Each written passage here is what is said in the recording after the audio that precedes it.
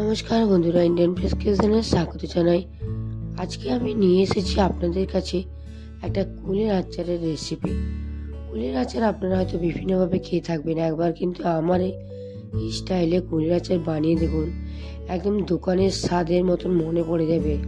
School টিফিনে বাইরে যখন আমরা দোকানে এই কুলের আচার খেতাম, তখন তার স্বাদ কিন্তু অপূর্ব লাগতো।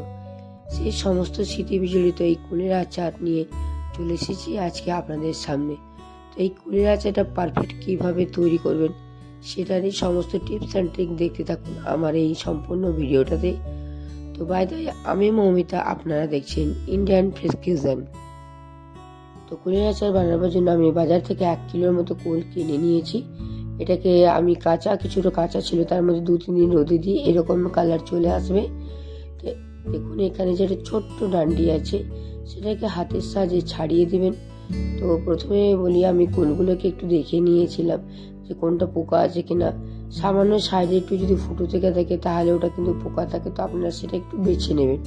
তো এইভাবে 2 থেকে 3 বার খুব ভালোভাবে ওয়াশ করে ডান্ডিগুলোকে ছাড়িয়ে পরে আমি 1 ঘন্টার মতো জলে ভিজিয়ে রেখে দিচ্ছি।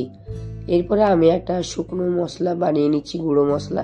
তার মধ্যে দেখুন 1 চামচের মতন কালো জিরে, 2 চামচের মতন মৌরি, আর 2 চামচের মতন গোটা জিরে, আর 2 চামচের মতন দেখুন গোটা ধনে, আর একটা তেজপাতা, আর লাগছে 4টা শুকনো লঙ্কা।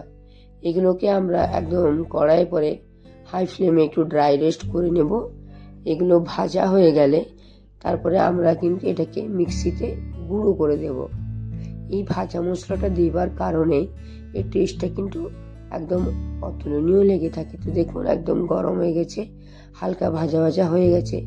এবার আমি কড়াই থেকে ট্রান্সফার করে দিচ্ছি একটা বাটিতে। একটু ঠান্ডা হয়ে গেলে এটা আমরা ভেজে নেব। আর এখানে আমি দেখুন আখের গুড়টাকে এভাবে গলিয়ে নিয়েছি। তো আমি এখানে 1 কিলো কুলের জন্য আখের গুড়টাকে কীভাবে গলালাম সেটা আমি দেখাচ্ছি আপনাকে। তো প্রথমে একটু জল নিয়ে নিয়েছি, এখানে 300 গ্রামের মতো আমি কিন্তু গুড় নিয়ে নিয়েছি। আপনাদের একটু কুলের টক যদি বেশি থাকে তাহলে সেক্ষেত্রে কিন্তু গুড়ের পরিমাণটা বাড়িয়ে দেবেন। আমার কুলগুলো খুব বেশি টক ছিল না, সেই জন্য আমি দেখুন প্রায় 300 গ্রামের মতো এখানে গুড় দিয়ে দিয়েছি। গুড়টাকে আরও একটু জল দিয়ে পরে খুব ভালোভাবে হাই ফ্লেমে গুড়টাকে আমাদেরকে ফুটিয়ে নিতে হবে। ফুটে নিলে গুড়টা এরকম একটা ফোমে চলে আসবে। আর এই গুড়টার মধ্যে অনেক কিছু থেকে থাকে, পোকামাকড় আর নোংরা, সেই জন্য গুড়টাকে আমরা কিন্তু একটা ছাঁকনির সাহায্যে ছেঁকে নিচ্ছি অন্য পাত্রে। আপনারা দেখতেই পাচ্ছেন কতটা নোংরা এর মধ্যে থাকে, তো সেগুলো কিন্তু বেরিয়ে গেছে। আর যার জন্য এই কুলের আচারটা অনেকদিন কিন্তু ভালো থাকে, সেই জন্য আমি ছেঁকে নিলাম। এবার চলে আসছে আমি একটা অন্য কড়াইয়ে দেখুন সরষের তেল দিয়েছি খুব অল্প পরিমাণে, আর 2টো শুকনো লঙ্কা আমি প্রথমেই তেলের মধ্যে দিয়ে দিলাম। শুকনো লঙ্কাটা হালকা একটু ফ্রাই হয়ে গেলে এর মধ্যে আমি 1 চামচের মতন আমি এখানে দেখুন 5 ফোড়ন দিয়ে দিলাম। এই শুকনো লঙ্কা 5 ফোড়নটা হালকা একটু ফ্রাই হয়ে গেলে যে সমস্ত কুলগুলোকে রেখেছিলাম 1 ঘন্টা জলে ভিজিয়ে, জল থেকে খুব ভালোভাবে জলটাকে ঝরিয়ে সমস্ত কুলগুলোকে দিয়ে পরে খুব ভালোভাবে আমাদেরকে নেড়ে চেড়ে নিতে হবে। এই সময় আমি একটু পরিমাণ মতো নুন দিয়ে দিলাম। নুন দিলে খুব ভালো। এর মধ্যে দেখুন 1 থেকে 1.5 চামচের মতো নুন দিয়ে দিচ্ছি, আর অল্প পরিমাণে একটু হলুদ দিয়ে দিলাম। নুন হলুদের জন্য এটা কিন্তু খুব ভালো, কুলগুলো আচারটা বেশি দিন থাকে। আর নুনের পরিমাণটা কিন্তু অল্পই আপনারা দেবেন। দেখুন এইভাবে কষতে কষতে যখন জলটা একটু ছেড়ে বেরিয়ে আসবে, ঠিক সেই সময় যে গুড়টাকে আমরা তৈরি করে রেখেছিলাম সেই গুড়টা কিন্তু এই কুলটার মধ্যে দিয়ে দিতে হবে।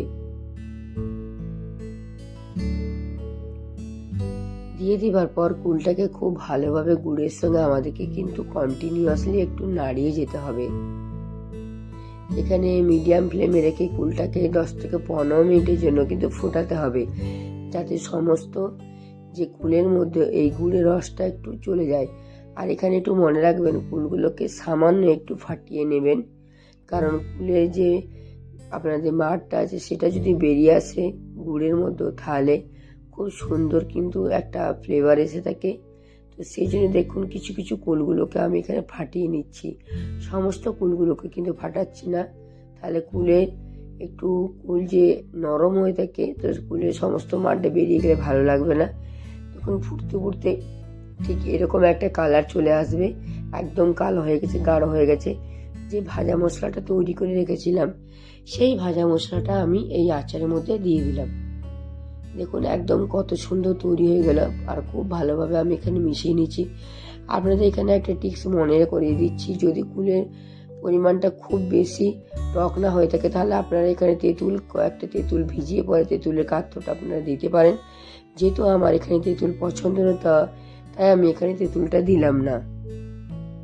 তো ঠান্ডা হয়ে গেছে, তো তৈরি হয়ে গেল আজকের কুলের আচার। এরকম যদি একটা কাঁচের জারে কুলের আচারটাকে ভরে রেখে দেন, আর মাঝে মাঝে যদি রোদে দেওয়া হয়, তাহলে কুলের আচারটা কিন্তু দীর্ঘদিন থেকে যায়।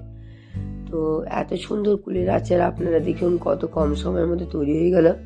ঠিক খাবার সময় যদি এই কুলের আচারের প্লেটে নেওয়া যায়, তাহলে তো খুব ভালো। তার মধ্যে যদি একটু বিট নুন ওপর থেকে আমরা কিন্তু এখানে দেখুন ছড়িয়ে দিচ্ছি, এই দুর্দান্তটা একদম দোকানের স্বাদের মতো লেগে থাকে। একবার আপনারা এই রেসিপিটা কিন্তু ট্রাই করে দেখুন, আমার এই কুলের আচারের অবশ্যই আপনাদের ভালো লেগে থাকবে। আজকের কুলের আচারের রেসিপিটা আপনাদের কেমন লেগেছে অবশ্যই কমেন্ট বক্সে কমেন্ট করে জানাতে ভুলবেন না। আজকের রেসিপিটা ভালো লেগে থাকলে বন্ধু ফ্যামিলির সাথে শেয়ার করবেন, চ্যানেলটিকে সাবস্ক্রাইব করে আমার অবশ্যই পাশে থাকবেন। ফিরে আসছি অন্য কোনো ভিডিও নিয়ে, ততদিন আপনারা ভালো থাকবেন, সুস্থ থাকবেন।